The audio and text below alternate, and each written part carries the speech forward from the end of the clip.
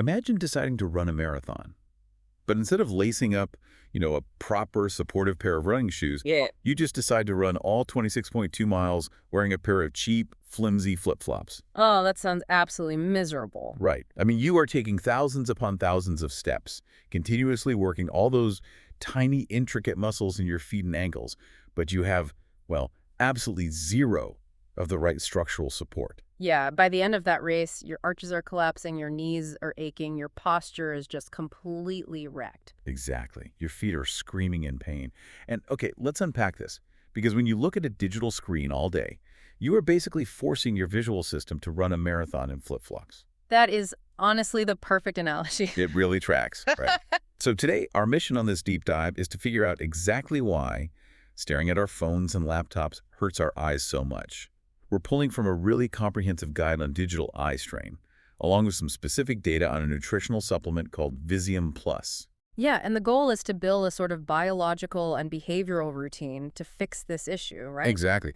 All without having to completely give up your devices. Yeah. Because let's be real, you aren't going to just throw your smartphone into the ocean. No, definitely not. And if you have ever finished a long day of, analyzing spreadsheets, studying for exams, or maybe just a marathon gaming session, you know the feeling. Oh, the heavy eyelids. Yeah, you notice your eyes feel incredibly heavy, dry, or blurry. And what you're feeling is the literal exhaustion of overworked muscles. It's physical fatigue. Absolutely. Screens are an undeniable permanent fixture of modern life now.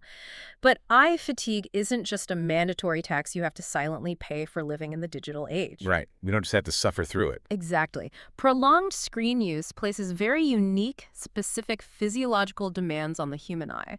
And when you combine those intense demands with poor visual habits, inadequate ambient lighting, and, well, gaps in your daily nutrition, it creates a perfect storm for your visual system. So before we can get into fixing that perfect storm, we really need to understand exactly what is failing in our bodies when we lock our eyes onto our screens. Yeah, we have to look under the hood. Right. We need to move past that vague general feeling of, oh, my eyes are tired today, and look at the actual mechanical breakdown, which I know is widely referred to in the medical field as digital eye strain or computer vision syndrome. Which sounds intensely clinical, I know. It really does. It sounds like a terminal diagnosis for my laptop. Well, the clinical name reflects the severity of the cascading symptoms because it rarely stops at just a tired, heavy feeling behind the eyelids. That is just the first domino. So what falls next? From there, it progresses to severe dryness and this gritty, irritated sensation, like you have sand in your eyes. Oh, I hate that feeling. It's the worst.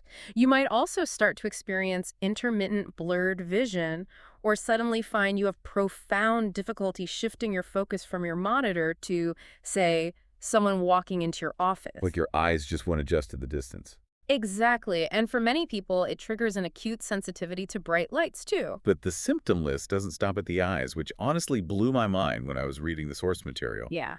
Headaches make intuitive sense to me, but neck and shoulder discomfort are listed as direct primary symptoms of computer vision syndrome. They are, yeah. Wait, how does looking at a tiny font on my laptop translate to my shoulders aching? Like, is my whole posture collapsing just to see the screen, or is there an actual biological connection there? What's fascinating here is how neurologically and biomechanically interconnected the visual system is with the rest of your body. Okay. There is a direct kinetic chain. So right at the base of your skull, you have these tiny muscles called the suboccipitals. Suboccipitals got it. And they're neurologically linked to your eye movements. So when your eyes constantly dart around a screen and strain to maintain focus, those suboccipital muscles tense up sympathetically. Oh, wow. So they're mimicking the tension. Yes, and that tension travels straight down into your neck and shoulders. Furthermore, when your visual system is struggling to resolve an image on the screen, your body subconsciously abandons proper ergonomics to compensate. So you just start slouching. You jut your chin out, you hunch your shoulders forward, you engage in what ergonomists actually call turtlenecking to get your eyes physically closer to the monitor. Turtlenecking, that is such a vivid image. Right. Your visual strain is the root cause pulling your entire cervical spine out of alignment. Wow. So my eyes are quite literally dragging my spine out of position just to read a text message. That makes so much sense. It's all connected. So now that we know the physical breakdown, the heavy eyes, the blurred vision, the aching shoulders, we have to look at the actual cause. And I think if you asked almost anyone why screens hurt their eyes, they would instantly blame the screen's glow. Oh, absolutely. Specifically, blue light. I mean, we are bombarded with marketing about the dangers of blue light. But looking closely at the research, the real culprit is overwhelmingly mechanical, not just the light itself. Yeah, blue light has certainly monopolized the conversation around digital wellness. But to be clear, blue light is simply a portion of the visible light spectrum. It's just a color of light. Exactly. It is naturally abundant in sunlight. And yes, it is emitted by your smartphone, your tablet, LED lighting, and your television. But we really have to look at the actual dosage here. Right, the amount we're getting. Current data indicates that the amount of blue light emitted from consumer digital devices is radically lower than what you absorb simply by stepping outside on a cloudy day. Wait, really? A cloudy day? Yes. There is absolutely no conclusive clinical evidence that the blue light coming from your laptop causes permanent structural damage to your retinas. Okay, wait. If blue light isn't the main problem, why do I feel physical relief when I put on blue light blocking glasses at work? Is it just a massive placebo effect? Because I swear my eyes feel slightly less raw when I wear them. It is a combination of factors, honestly, including a very strong placebo effect, yes. I knew it. But to be fair, those glasses often feature anti-reflective coatings that reduce screen glare, which actually does provide genuine relief. Ah, okay, so it's the anti-glare, not necessarily the blue tint. Exactly. Additionally, putting on a pair of work glasses can subconsciously trigger you to adopt better posture or just remember to blink more often. That makes sense. It's like putting on a uniform. But the blue light itself is not the primary driver of your physical pain. I do want to mention, though, it does play a massive role in visual discomfort and glare sensitivity in low-light environments. Like scrolling in bed at midnight. Exactly. And fundamentally, evening exposure to that light suppresses your brain's secretion of melatonin, which severely disrupts your natural circadian rhythm and sleep cycle. Right, which we know is terrible for recovery. But for the acute daytime pain you feel in your eyes and neck, we have to look at the mechanics of how you use the screen. And the first massive issue is the burden of constant refocusing. Right, because reading a screen isn't the same as reading a physical book. Far from it. When you read ink on printed paper, your eyes are looking at static images with hard, sharply defined edges. Digital text is made of pixels, and pixels do not have hard edges. They are brightest in the center, and they blur out toward the edges. So they're inherently a little fuzzy? Exactly. Because the human eye cannot find a sharply defined edge to lock onto, your focal point actually constantly drifts slightly behind the screen. Oh, weird.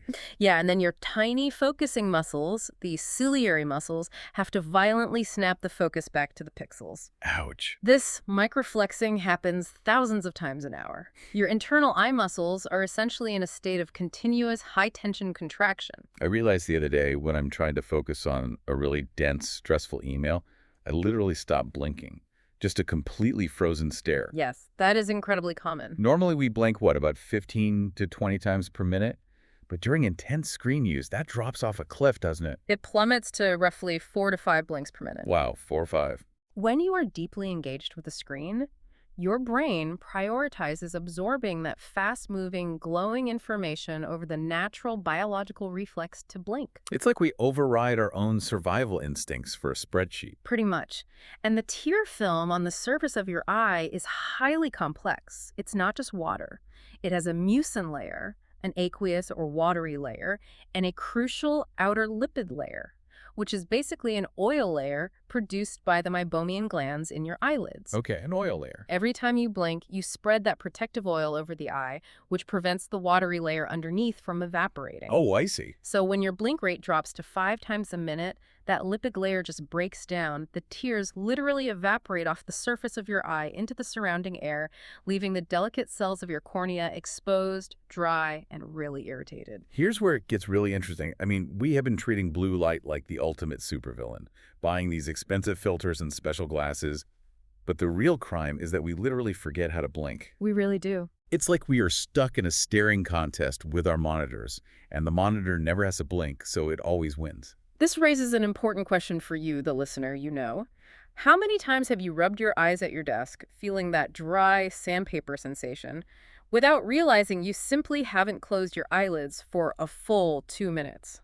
Guilty as charged. You combine that lack of blinking with the constant microflexing of the ciliary muscles and then throw in poor ergonomics, like holding your phone 6 inches from your face, and you are actively torturing your visual system. It's the marathon in flip-flops. Exactly. We are demanding peak athletic performance from these microscopic muscles while giving them zero support. But since the root causes are largely mechanical and behavioral, staring too intensely, sitting too close, forgetting to blink, the immediate solutions have to be behavioral too. Yes. We have to change how we interact with the devices. We can hack our habits to engineer some visual comfort back into our day. The most scientifically backed behavioral intervention is the 20-20-20 rule. Have you heard of this? I think so, but break it down for us. Every 20 minutes, you look at an object at least 20 feet away for a minimum of 20 seconds. 20 seconds feels like a really long time when you're in the middle of a workflow, though. Why does it have to be 20 feet and why 20 full seconds? It comes down to optical physics and muscle physiology. 20 feet is generally considered optical infinity for the human eye. Optical infinity. Yeah, meaning when you look at something 20 feet away, your ciliary muscles, those tiny internal focusing muscles we discussed, they completely relax. They let go of all that tension. Oh, that sounds nice. But it takes time for a muscle that has been locked in a spasm for 20 minutes to physically release. That is why the 20 seconds are non-negotiable. It breaks the cycle of near-focus strain. Okay, so it's a forced reset. Exactly. And following that, you must consciously practice what optometrists call complete blinking. A complete blink sounds ridiculously simple, but there is a mechanical difference between just a quick flutter and a real blink, isn't there? A massive difference. Those meibomian glands we talked about, the ones that produce the essential lipid layer, they require the physical compression of your eyelids squeezing tightly together to excrete the oil. Like squeezing a tiny tube of toothpaste. Exactly like that. When you are staring at a screen, even when you do blink, it is often a partial or incomplete blink. The upper eyelid doesn't fully meet the lower eyelid. Oh, so you aren't getting the full compression. Right. So the oil never gets squeezed out and it never gets swept across the cornea. You really have to train yourself to take moments during the day to close your eyes fully and firmly. Beyond blinking and staring into the distance, there's the environment itself, right? Matching your screen brightness to the ambient lighting of the room is huge. You don't want your screen glowing like a flashlight in a Duke cave. No, that contrast is killer. Nor do you want it washed out by a window directly behind it. And using matte screen protectors, I know that kills that harsh glare. Highly recommend matte protectors. And physically moving the monitor to about an arm's length away and slightly below eye level. But I have to push back on one of the classic tips in the guide, increasing text size. Okay, why is that? Well, I get moving the monitor, but does making a font 2 points bigger really save that much biological energy? It seems too trivial to actually make a difference. It is actually one of the most mechanically effective things you can do. Really? Think back to the pixels and the constant microfocusing we talked about. Tiny fonts force your eyes to perform microscopic, highly precise saccades, which are these rapid eye movements, to trace the shape of the letters. Okay, yeah. Your extraocular muscles have to maintain extreme, agonizing precision to keep those tiny, blurry pixels sharp. By increasing the text size, you are drastically reducing the precision required. Ah, so it's literally less physical work. Yes. You are providing a massive physical relief valve for those overworked motor units. It requires vastly less muscular tension, making reading for hours significantly more sustainable. Increasing the font size takes, like, 2 seconds. That is a total no-brainer. So we've engineered the external workspace. The monitor is an arm's length away. We are looking 20 feet away every 20 minutes. We are taking firm, complete blinks. All great habits. But the external habits only stop further damage. The eyes still require internal recovery and raw biological fuel to repair the microscopic wear and tear of all that screen time. Absolutely. This kind of bridges the gap between our external habits and our internal biology. And the foundation of that recovery, unsurprisingly, is sleep. During deep sleep, your body undergoes cellular repair, clearing out all the metabolic waste that accumulates in your tissues during the day. Your eyes are no different. They need that downtime. They rely on sleep to regenerate the corneal epithelium and replenish tear film production. Consistently poor sleep leaves your eyes physically compromised red, highly sensitive to glare, and prone to severe fatigue the very next morning.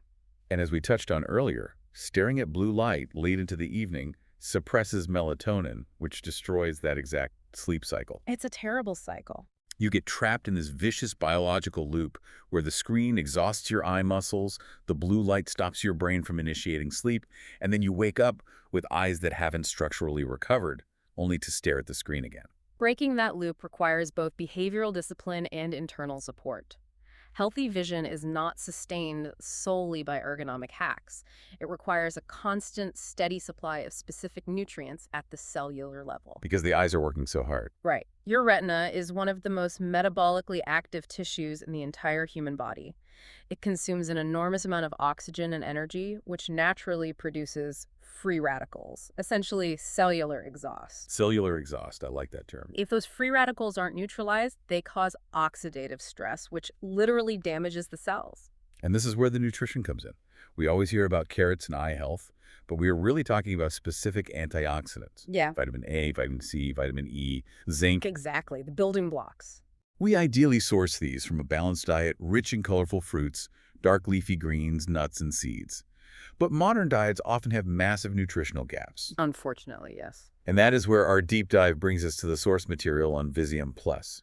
It is formulated specifically as a vision support supplement, packing a blend of those vitamins, minerals, antioxidants, but also plant extracts and mushrooms.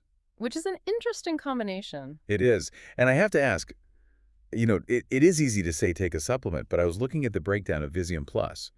Do we really need a proprietary blend of mushrooms and plant extracts to fix something caused by staring at an Excel spreadsheet?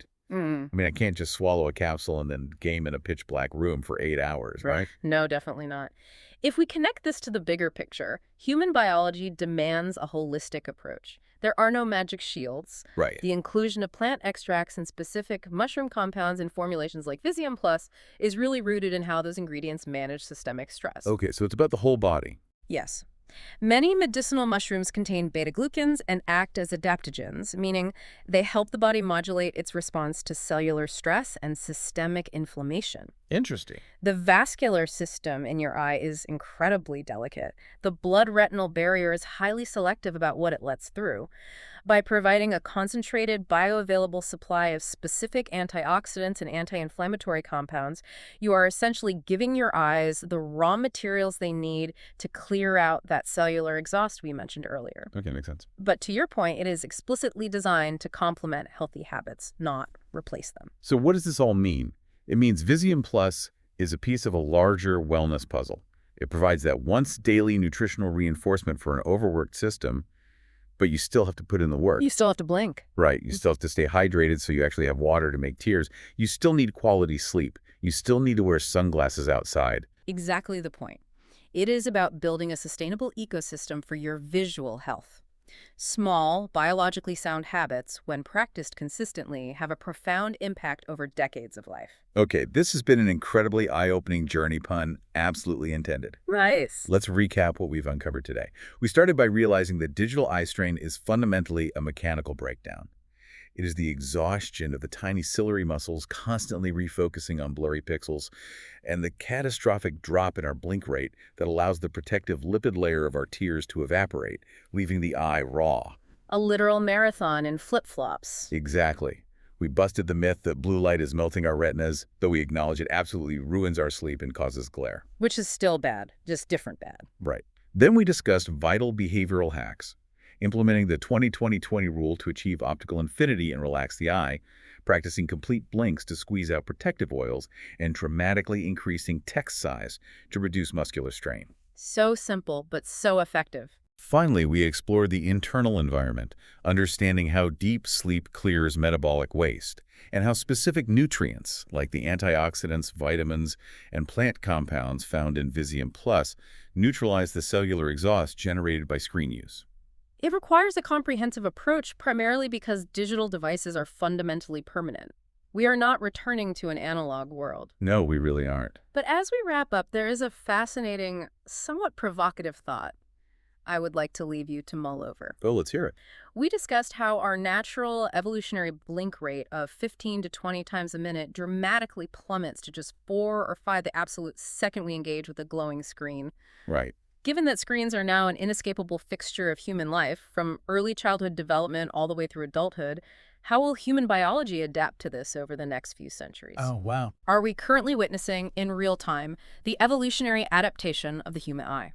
Will future generations develop a thicker, more resilient tear film or permanently altered ciliary muscles simply to survive this new digital environment we have built for ourselves? That is a wild thought. We are forcing the eye to run a marathon in flip-flops so often and for so many generations that human anatomy might eventually just change the biological shape of the foot, so to speak. Exactly. Well, thank you so much for joining us on this deep dive today. We covered a lot of ground, but right now, do yourself a massive favor. Take a 20-second break, look at something 20 feet away, take a deep breath, and give those tiny muscles in your eyes a well-deserved rest. We will see you next time.